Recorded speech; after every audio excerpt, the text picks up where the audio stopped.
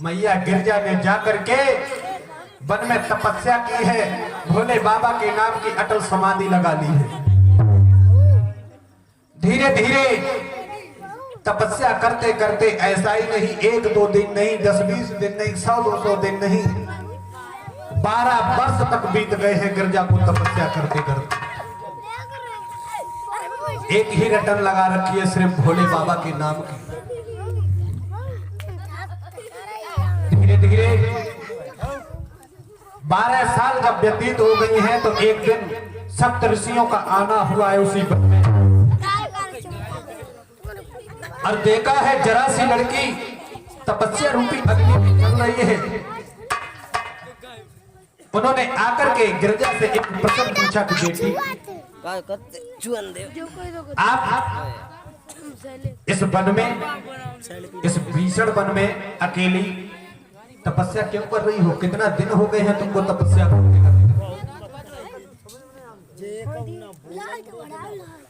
समझा करके गिरजा ने कहा है कि मुझे 12 वर्ष हो गई हैं इस वन में तपस्या करते करते।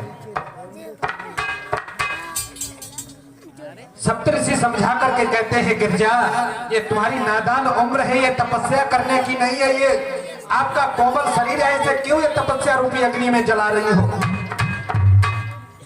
तुम ऐसा करो, ये तपस्या बंद करो, यहां से अपने घर के लिए चली जाओ, या फिर मुझे ये बताओ किस फल की इच्छा से तुम ये तपस्या कर रही हो? सप्तऋषि बोले हैं समझा करके,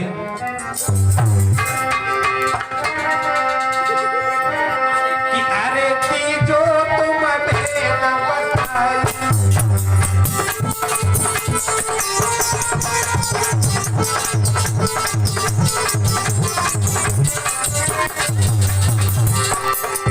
सप्तऋषि समझा करके बोले हैं गिरजा से, अरे तीजो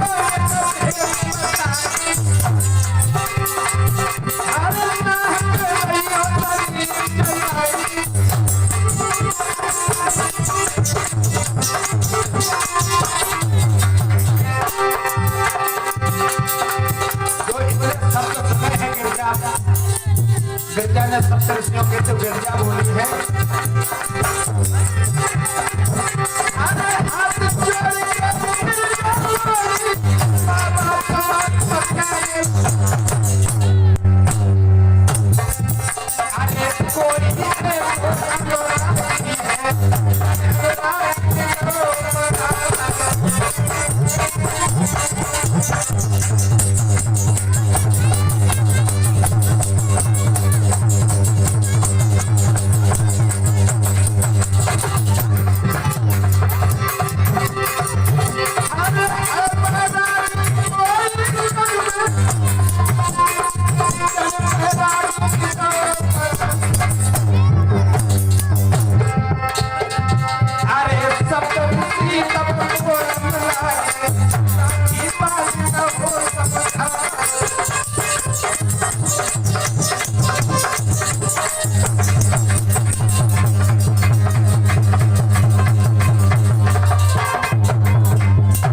गिरजा ने समझा करके कहा है कि आप हमसे ये कह रहे हो किस कारण तपस्या कर रहे हो, किस फल की इच्छा में?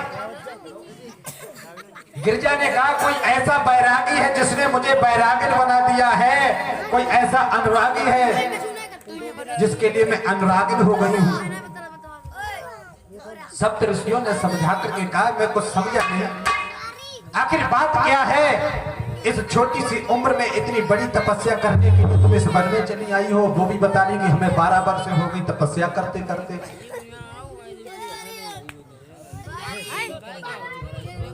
तो गिरजा समझा करके कहती है सप्तऋषियों से कि बाबा जी,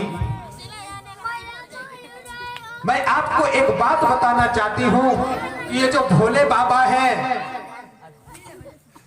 मैं तो उनके एक हिसाब से ये समझ लीजिए कि उनके हाथों से मैं बिक चुकी हूं। उन्हीं के नाम का मैंने अपने मन में धारण कर लिया है कि मैं रहूंगी तो भोले बाबा के संग रहूंगी अथवा रहूंगी नहीं। गिरजा समझा करके कहती है, अथवा भोले बाबा के मैं भोले स्वभाव में भुला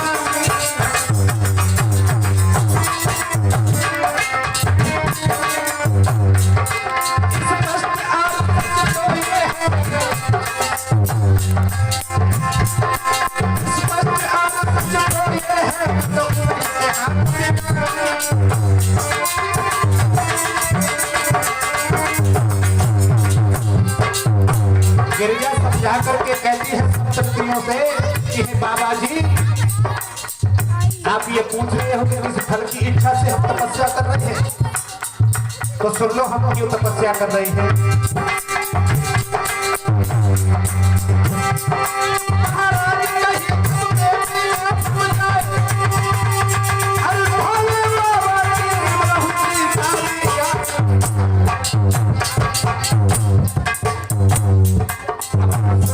अब तो सुन के इतनी बात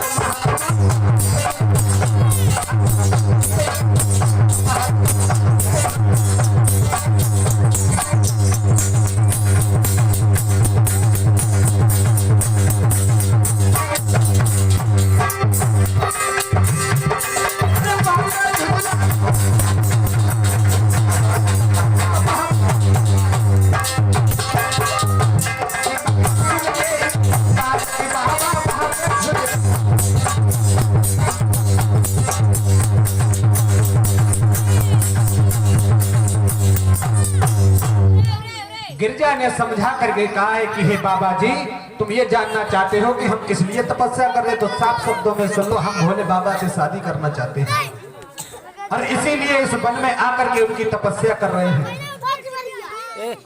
सप्तऋषियों ने जो ये वचन सुने हैं, समझा करके कहने लगे, एकदम से क्रोध में आकर के एक महात्मा बोला, क्या तुम्हारी बुद्धि खराब हो गई है?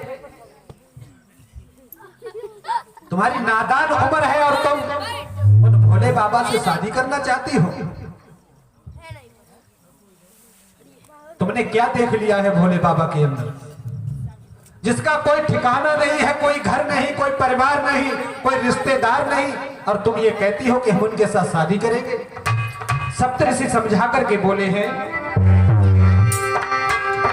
कि घर द्वार नहीं, परिवार नहीं, हर गांव में बढ़िया भी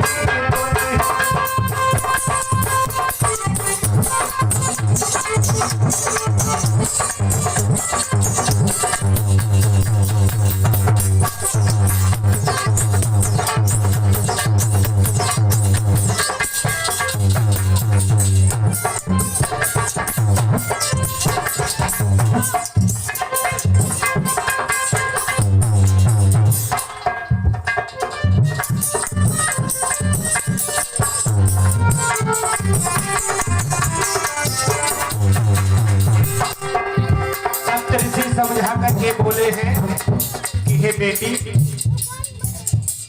मैं आपको सीधे शब्दों में बता रहा हूं कि आपने क्या देखा है भोले बाबा के अंदर, जिनके ना तो कोई घर है ना परिवार है, गांव में एक मड़ैया तक नहीं है जिसके सहारे से तुम उस घर में रह लोगी। इसलिए तुम ऐसा करो, भोले बाबा की आस छोड़ो और किसी और के नाम की माला जपने लगो। बोले हैं सप्तऋषि समझा करके,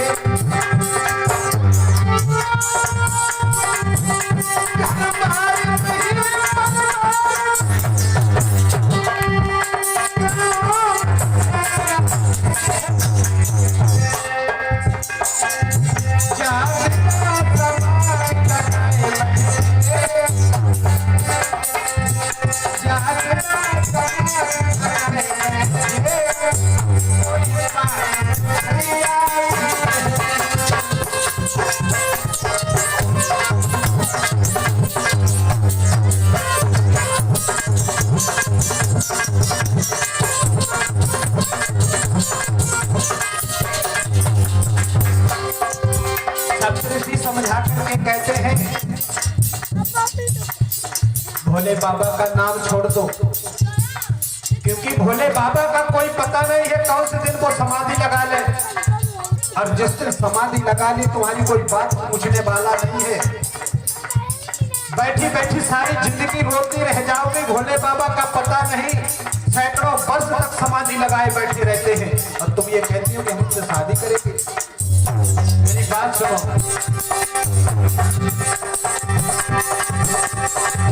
तुम्हें अभी ये नहीं पता था, इससे पीछे जो सती जी थी, सती जी ने भी भोले बाबा से शादी की, लेकिन सारी जिंदगी रोते रोते निकल गई। अंत में उन्होंने अपने प्राण भी न्यौछावर कर दिए। इसलिए मेरी बात सुनो,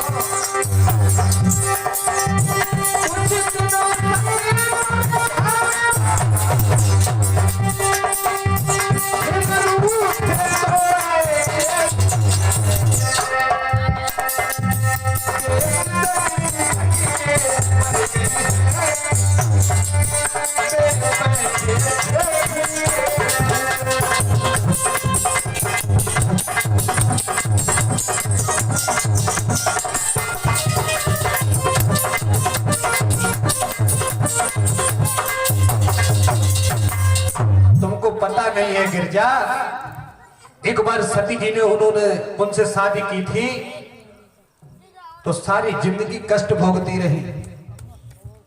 ऐसे रूठ गए कि सती जी हमेशा रोती रही, अंत में अपने प्राणों को देना पड़ा। लेकिन वो भोले बाबा वैसे के वैसे ही बैठे हैं, उनके ऊपर कोई असर नहीं पड़ता है किसी का।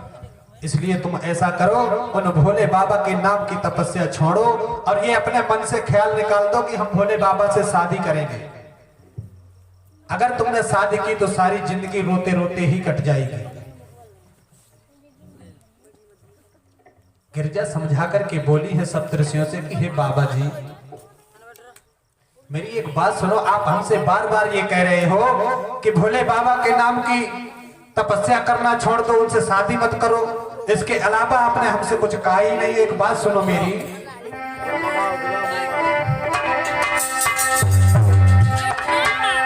कि जब मन शंकर पर मस्त हुआ, ये सप्तऋषियों मेरी बात सुनो, कि जब मन शंकर पे मस्त हुआ तो और किसी पर क्या जोर।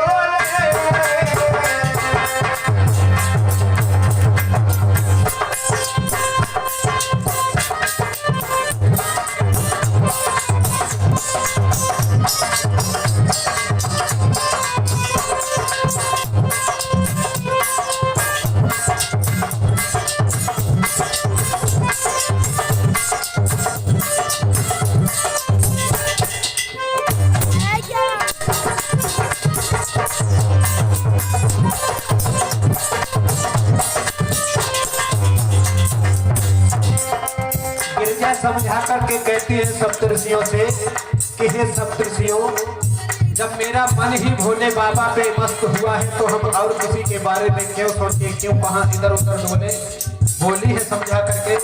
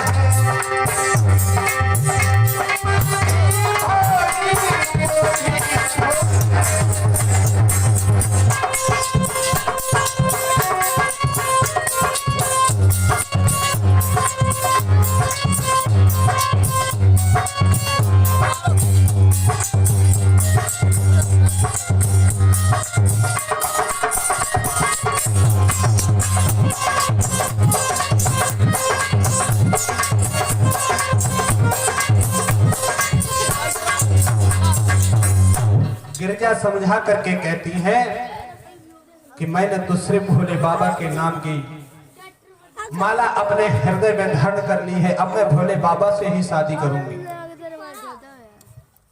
एक बात सप्तऋषि और सुनो, अगर वो भोले बाबा है तो मैं भी बहुत भोली हूं।